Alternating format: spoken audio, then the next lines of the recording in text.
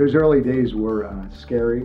Yeah, not that they were easy. Yeah, they weren't easy. They were scary. It was exciting though. We wore a lot of hats. We wore a lot of hats. Recruiting in the evenings, treating patients during the day, writing policies and procedures. Yeah. There was an office at the time. It was actually in Wilsonville, but it was in a small house that was, I don't know, maybe 1,000 square feet or something. Yeah.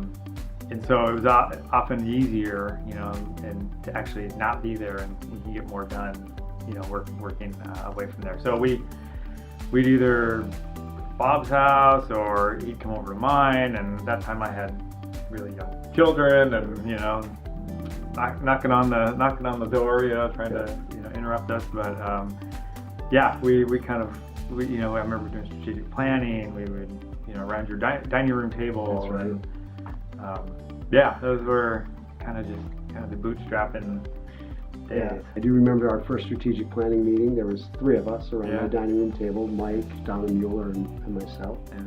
And then the other memory I have is when we were at the office.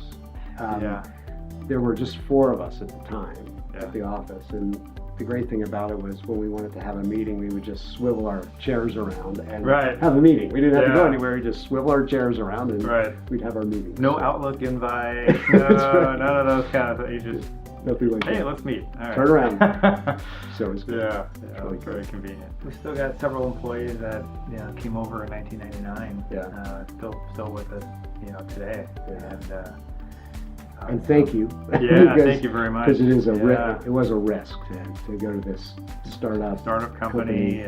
And first, I'll mention Mindy Reed and Joan Brassfield, who I think were 2 people that just would do whatever we needed them to do.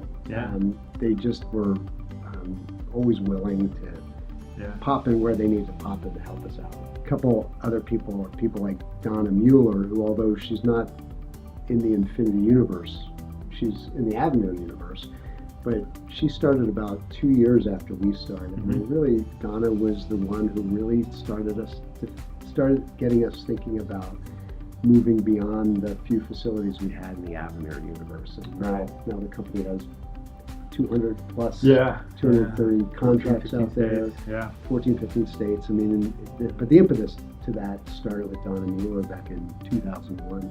And the other person I think about is Holly Winnick, who, when we hired Holly, it was because we were disorganized, and we She'd probably say we still are. She might say that. I don't know if she does. Sorry, Holly. But we were disorganized, and we needed an office. We decided we needed an office manager, and we did a lot of interviews, and we found Holly, who's a nurse. And she jumped on board without really understanding what we really wanted and what we needed. What she was getting into. And what she was getting into. But it was just hiring good people like that, and where we eventually figured out the right role. And then Holly really kind of led human resources for many, many years after that.